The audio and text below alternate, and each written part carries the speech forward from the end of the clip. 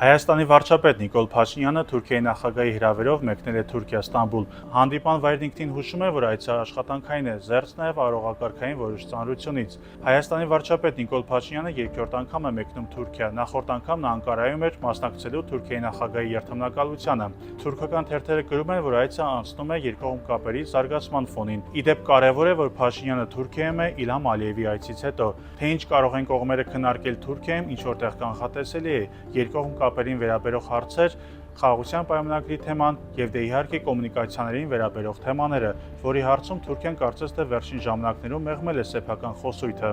Փաշինյանից առաջ Հայաստանի ղեկավարները նույնպես մեկնել են Թուրքիա, սակայն ոչ հենց երկկողմ կապերի օրակարգով։ Լևոն Տեր-Պետրոսյանը օրինակ ներկա է գտնվել Սևծովյան տնտեսական համագործակցության կազմակերպության նիստերին, Ռոբերտ Քոչարյանը ԵՀԿ-ի Ստամբուլյան գագաթնաժողովին, իսկ ահա Սերժ Սարգսյանը Բուրսայում դիտել է Թուրքիա-Հայաստան ֆուտբոլային հանդիպումը։